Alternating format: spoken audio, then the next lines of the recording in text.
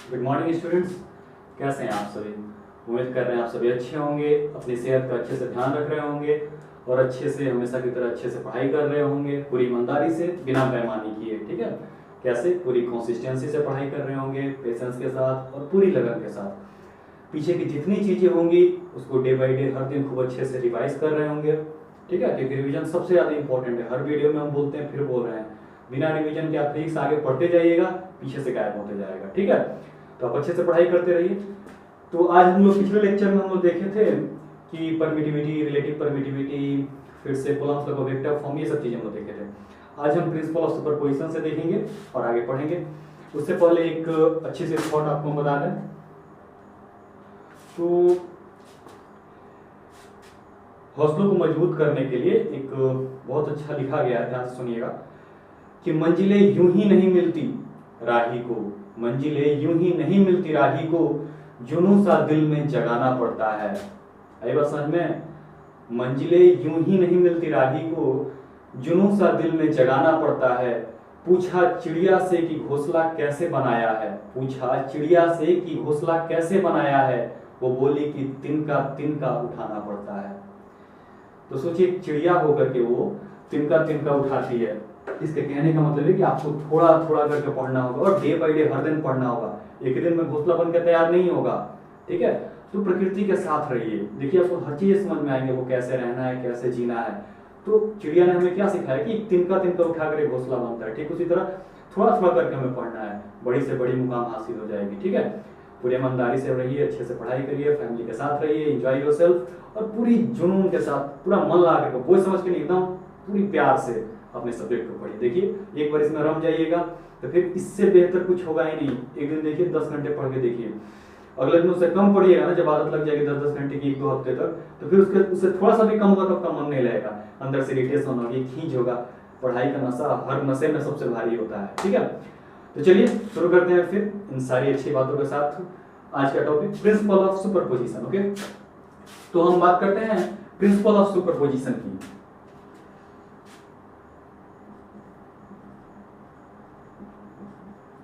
Principle of superposition. ठीक है, ये सिंपल भाषा में इसको बहुत सारे लोग बहुत तरीके से कहते हैं। सिंपल भाषा में समझिए कि कोई एक चार्ज है, उसके ऊपर दूसरे जितने भी चार्जेज है वो फोर्स लगाएंगे, तो इस पे जो नेट फोर्स होगा ना, वो हर इंडिविजुअल चार्जेस के द्वारा जो लगाया गया इंडिविजुअल फोर्स है उसका वेक्टर सम होगा। ठीक है, कहने का मतलब ये है कि the net force on a point charge due to the presence of all other charges is equal to the vector sum of all the individual forces applied by the different point charges available. ठीक है, simple भाषा में कि अगर कोई point charge है, उस पर जितने भी अदर चार्जेस प्रेजेंट वो फोर्स लगा रहे हैं, तो इस पे बहुत सारा फोर्स लगा है, F1 F2 F3 इस तरह मान लेते हैं, बहुत सारे फोर्स लग रहे हैं, तो इस पे जो नेट फोर्स होगा वो सबका वेक्टर सम होता है। क्लियर बात आ गई? सिंपल एक और भाषा में इसको बोलते हैं कि the force between two point charges will remain independent in the presence of third charge also. Simple भाषा है मतलब कि अगर हम बात करते हैं कोई दो पॉइंट चार्ज है, दोनों के बीच फोर्स लग रहा है, तो वो फोर्स जो होता है इंडिपेंडेंट होता है किससे? अगर कोई तीसरा या चौथा चार्ज आता है उससे, उसके आने से इन दोनों के बीच फोर्स पे कोई प्रभाव नहीं पड़ने वाला है। ठीक है, ये फोर्स जो इन दोनों के बीच जो लग रहा है वो हमेशा क्या होता है? इंडिपेंडेंट होगा in the presence of any third charge और फोर्थ चार्ज। ओके, तो हर भाषा में डेफिनेशन देख लेते हैं। सिंपल भाषा में तो क्या लिखते हैं? The force between any two point charges, the force between any two point charges, the force between any two point charges is independent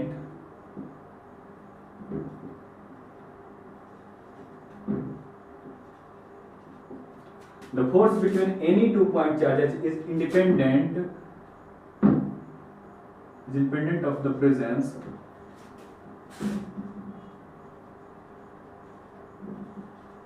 of any third point charge। Simple भाषा में क्या देखें, the force between any two point charge is independent of the presence of any third point charge.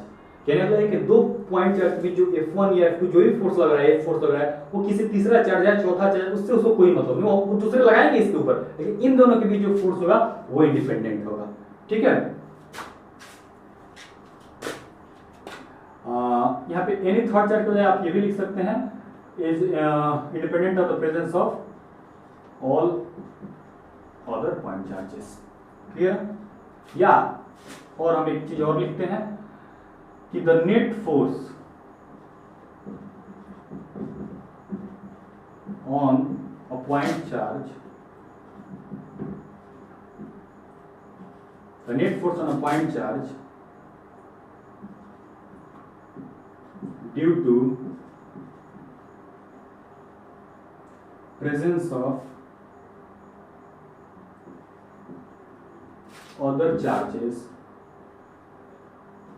क्या? The net force on a point charge due to presence of other charges is the vector n है, तो vector sum is the vector sum of all the forces due to other charges।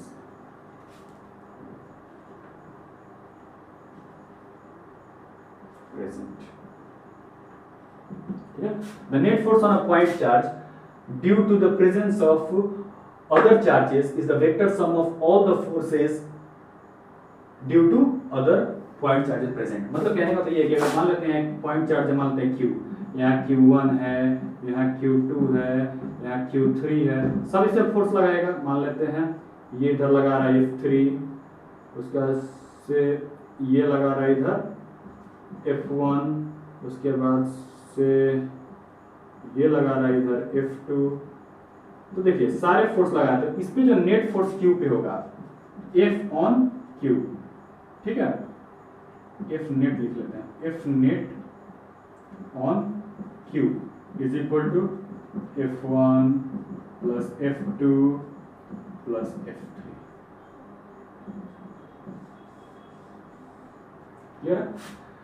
कहने का तो ये है कि आप ये भी बोल सकते हैं और ये भी बोल सकते हैं। ये क्या कहता है कि दो पॉइंट चार्ज के बीच जो फोर्स लगता है वो किसी तीसरे चार्ज के ऊपर डिपेंडेंट नहीं रहता, वो हमेशा सेम रहता है, इंडिपेंडेंट रहता है उससे। और आप ये भी बोल सकते हैं कि the net force on a point charge due to presence of other charges is the vector sum of all the forces due to other charges present. जितने भी अलग अलग चार्जेस प्रेजेंट है उनके जो भी फोर्सेज है उनका सबका वेक्टर सम हो जाता है। क्लियर है? क्योंकि वेक्टर क्वांटिटी इसलिए वेक्टर सम लेंगे। ठीक है, यही कहलाता है प्रिंसिपल ऑफ सुपरपोजिशन। इसका इस्तेमाल आप करेंगे जब किसी एक पॉइंट चार्ज पे अलग अलग चार्ज प्रेजेंट चार्जेस जो है हमने का फोर्स देखना हो, तो ऐसे न्यूमेरिकल्स में इस प्रिंसिपल ऑफ सुपरपोजिशन का हम यूज करेंगे। नोट कर लीजिए इस चीज को।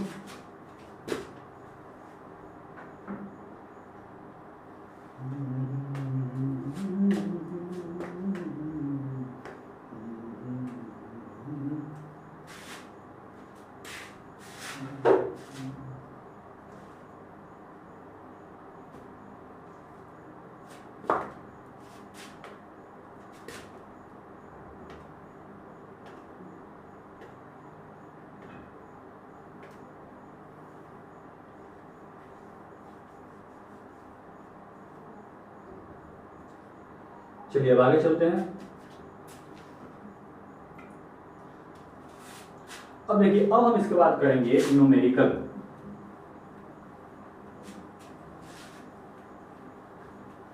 एक न्यूमेरिकल हम देखेंगे।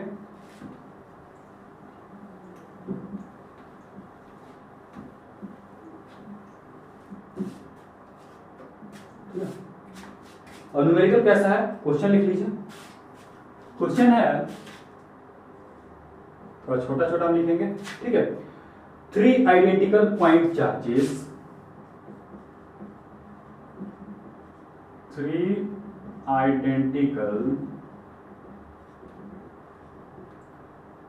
पॉइंट चार्जेस Q each, एक की वैल्यू कितनी है, Q each, are placed at the vertices, are placed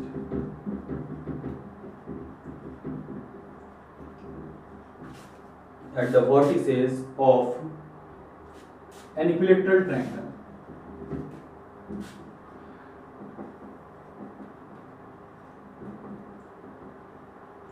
Of an equilateral triangle of side length A.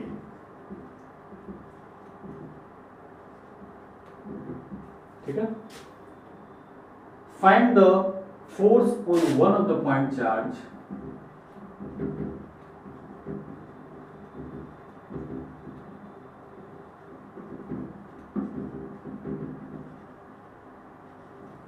due to the remaining two.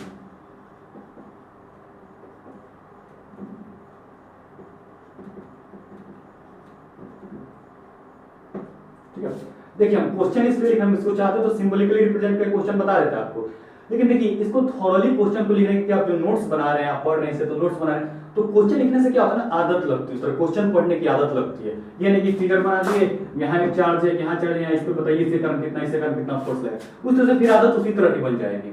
ठीक है, तो आदत अच्छी बनानी चाहिए। आप इस तरह जब क्वेश्चन पूरा लिखेंगे, क्वेश्चन पढ़ेंगे, तो क्वेश्चन को समझने की एबिलिटी डेवलप होती है। ठीक है, तो क्वेश्चन को सिंबलिकली मत समझिए, सिंबल दे करके शॉर्टकट में नहीं, क्वेश्चन को पूरा लिखिए, इस तरह फिर क्वेश्चन को पढ़िए, इससे आपको नए नए आइडियाज खुद ब खुद आने लगेंगे। ठीक है, तो हम जो भी न्यूमेरिकल करेंगे बकायदा सारा उसका क्वेश्चन लिखेंगे, फिर न्यूमेरिकल करेंगे। ठीक है, चलिए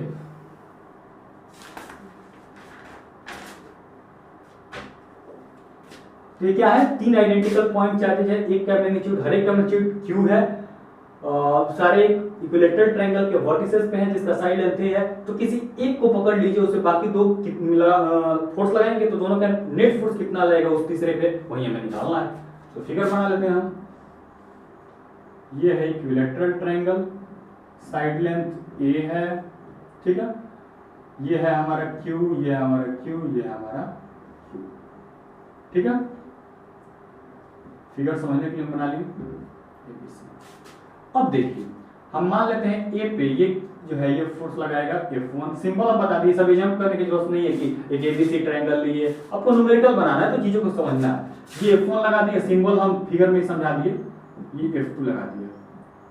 ठीक है, तो ये जो होगा हमारा F नेट होगा कैपिटल क्यू पे। ठीक है, अब बताइए ये इक्विलेटरल ट्रायंगल है तो इसके जितने भी एंगल्स हैं ये कितने के हैं, 60 डिग्री।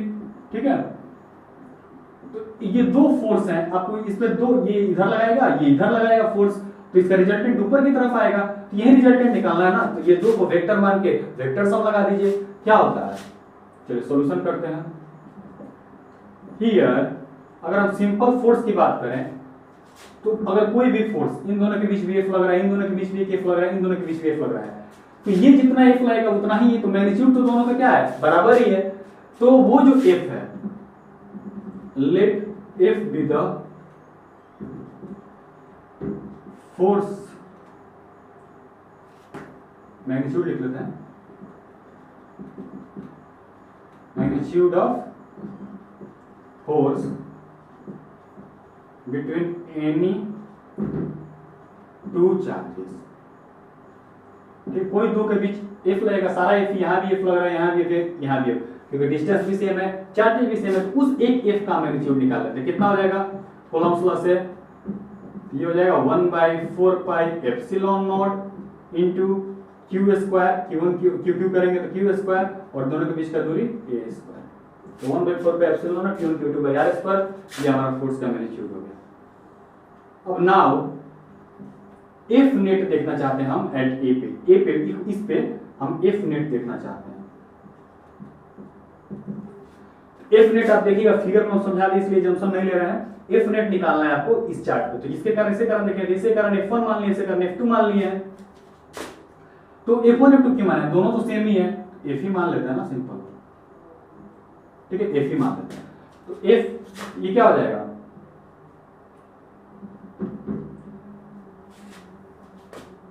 चलिए F नेट क्या होगा, रूट अंडर, ये एक वेक्टर है, दूसरा ये वेक्टर है, दोनों के बीच का एंगल 60 डिग्री वर्टिकली अपोजिट। तो आप जानते हैं कि अगर दो वेक्टर है, हाँ, एक A वेक्टर है, एक B वेक्टर है, और दोनों क्या है, ये को इनिशियल है, दोनों का इनिशियल पॉइंट सेम है, और दोनों के बीच का एंगल थीटा है, तो दोनों के जो रिजल्टेंट वेक्टर निकलता है वो कितना होता है, रूट अंडर, जिसका मैग्नीट्यूड निकलता है वो कितना होता है, root under A square plus B square plus 2ab cos theta. ठीक है, तो यही चीज हम लगाएंगे इसमें, रूट अंडर ए स्क्वायर मतलब एफ स्क्वायर, ठीक है, एफ नेट का मैग्नीट्यूड निकालना है, प्लस फिर से ये क्या है, F E square plus 2f, ये क्या है 2f into F 2ab cos theta क्या है, cos 60 डिग्री, cos 60 की वैल्यू कितनी होती है, 1/2 होती है। ठीक है, अब यहां से हम इसको कैंसिल कर देंगे, यहां से ये कैंसिल हो जाएगा, ये भी एफ स्क्वायर, ये भी एफ स्क्वायर, ये तो 3f स्क्वायर रूट से बाहर आएगा तो रूट 3 टाइम्स f आ जाएगा, यानी हमारा f नेट, f निकला सिंपल भाषा में कह सकते हैं f नेट, सॉरी। ठीक है, और यहाँ पे अगर हम बात करें तो अब इसको वैल्यू लिख देते हैं, तो f नेट की वैल्यू क्या आ जाएगी, रूट 3 टाइम्स f की वैल्यू क्या आई है, 1/4 pi epsilon naught q square by a square, ये हमारा। ठीक है, एकदम सिंपल था, कोई दिक्कत नहीं था। अब जनरली जानते थे कि सारे फोर्सेस सेम है क्योंकि चार्जेस भी सेम और डिस्टेंस भी सेम है, तो वो एक फोर्स F की वैल्यू निकाल लियो, ये भी इस पे F ही लगाएगा, ये भी इस पे F ही लगाएगा, F की हम वैल्यू कहीं एक से निकाल लिए, फिर F नेट निकाले, root under a square plus b square plus 2ab cos theta, cos 60 की वैल्यू 1/2 होता है, और फिर यहां से कट के रूट 3f, F की वैल्यू डाल दी, ये हमारा नेट फोर्स आएगा इस चार्ज पे due to the presence of these two charges. ठीक है, नोट कर लीजिए इस चीज को। ठीक है, थोड़ा थोड़ा करके चल, जानते हैं आपको ये चीज आती होगी, लेकिन इसी तरह से बेसिक की शुरुआत की जाती है, घबरा करके नहीं, एकदम आराम से।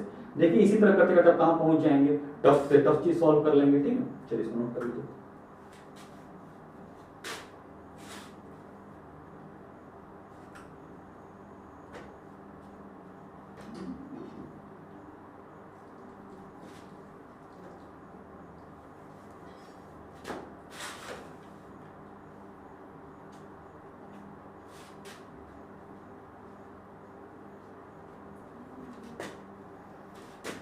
और इसको चाहे तो एक और तरीके से कर सकते हैं, सिंपल, ये 60 है तो इधर ये बाइसेक्टर की तरफ ही जाता है ना रिजल्टेंट, ये क्या हो जाएगा, ये 30, तो एक बार इसका कंपोनेंट इस पे f cos 30 डिग्री, एक बार इसका f cos 30, तो 2f cos 30 डिग्री ऊपर की तरफ, साइन वाले को कैंसिल कर देगा, तो उस केस में 2f cos 30 डिग्री, तो 2f की वैल्यू यही आ गई, और cos 30 की वैल्यू कितनी होती है, रूट 3/2, तो 2 से 2 कैंसिल होगा, फिर यही आएगा। मतलब ये जो मेथड 2 है उसमें कैसे आप बनाएंगे कि f नेट जो है, साइन वाला तो कंपोनेंट कैंसिल हो जाएगा, इधर वाला, ये दोनों में कंपोनेंट ऊपर वाला बचेगा, क्योंकि इधर वाला इधर वाला कैंसिल होगा, तो दोनों ऊपर बचेगा, कितना बचेगा, 2f cos 30 डिग्री, इसकी वैल्यू कितनी आ जाती है, 2f रूट 3/2, ये कैंसिल हो जाएगा, फिर देखिए वहीं आ गया रूट 3f, और f की वैल्यू आप जानते हैं, वहीं से ये भी एक तरीका आप कर सकते हैं आसानी से रिजॉल्व करके। चलिए नोट हो गया।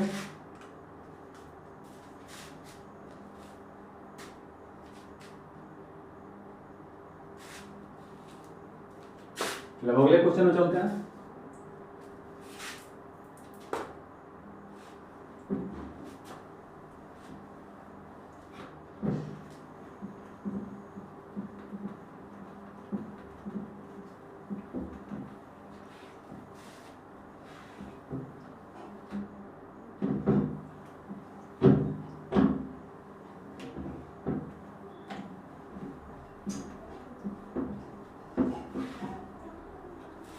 बोर्ड छोटा हो जा रहा है, चलिए फिलहाल थोड़ा सा करके इसी पे करेंगे हम।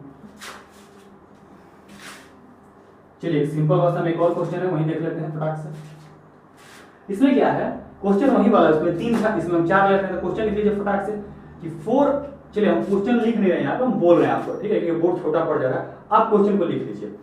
4 identical point charges, 4 identical point charges q each, एक की मैग्नीट्यूड कितनी है, q है, तो 4 identical point charges q each are placed at the vertices of a square, are placed at the vertices of a square of side length a, side length कितना है, a है। ठीक है, तो क्वेश्चन लिखिएगा जरूर, बिना क्वेश्चन लिखे क्वेश्चन सॉल्व नहीं करिएगा, ठीक है, बार बार बोल रहे हैं, यहाँ बोर्ड छोटा पड़ जा रहा है, सॉल्यूशन नहीं लिख पा रहा आदमी, इसलिए हम बोल रहे हैं क्वेश्चन को आप नोट करिए, ठीक है, लेकिन बिना क्वेश्चन लिखे सॉल्यूशन नहीं करना है आपको। ठीक है, चलिए, तो 4 identical point charges q each are placed at the vertices of a square, ये एक स्क्वायर है, साइड a है, Q यहाँ है, Q यहाँ है, Q यहाँ है, Q यहाँ है, ठीक है। अब प्लेस्ड हो गया, साइड लेंथ A है, find the force on one of the, अब किसी एक पे बाकी तीन, अगर मान लेते हैं इस पे फोर्स निकाल, नेट फोर्स, तो ये भी लगाएगा, ये भी लगाएगा, ये भी लगाएगा, या इस पे देख लेते तो ये भी लगाएगा, ये भी लगाएगा, मैंने हर एक पे तीन फोर्स लगा रहा है, तो किसी एक का नेट फोर्स निकालना है, निकाल लेते हैं। चलिए मान लेते हैं हम इस पे निकाल रहे हैं, तो इस पे ये वाला फोर्स इधर की तरफ लगेगा, ठीक है। ये जो लगाएगा मान लेते हैं ये A पे है, ये B पे है, ये C पे है, ये D पे है, ठीक है। तो ये FA लगाएगा ऊपर की तरफ, ये FB लगाएगा, और ये वाला जो है इधर की तरफ FC लगाएगा, तो हम नेट फोर्स निकाल लेंगे। चलिए तो कैसे निकालेंगे भाई, ध्यान दीजिए।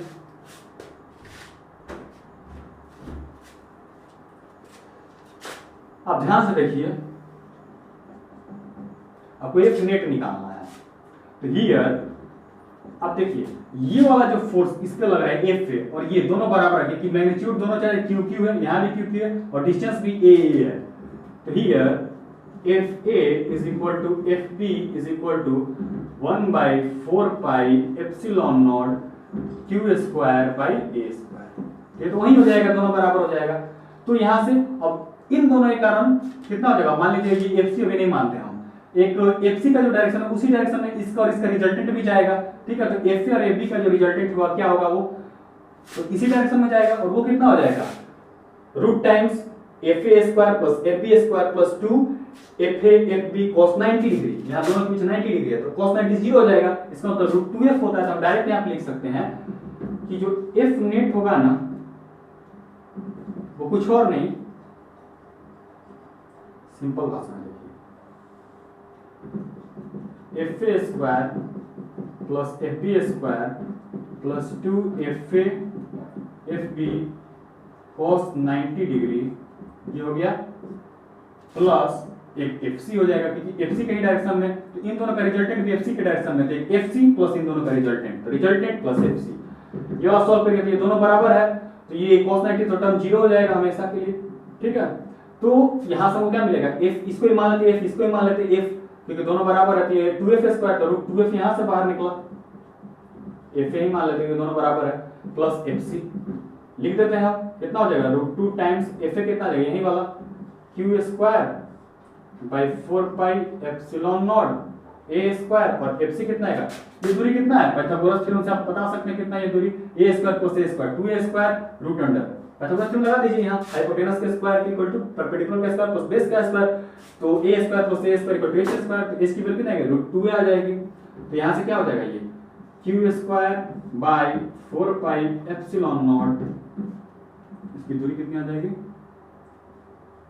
रूट 2A, तो रूट 2 इंटू A का स्क्वायर, इसको सॉल्व करिएगा तो कितना हो जाएगा, root 2 Q square by 4 pi epsilon naught A square plus Q square by, यहाँ से 2 आएगा तो 4 2 जा 8 pi epsilon naught A square, clear है।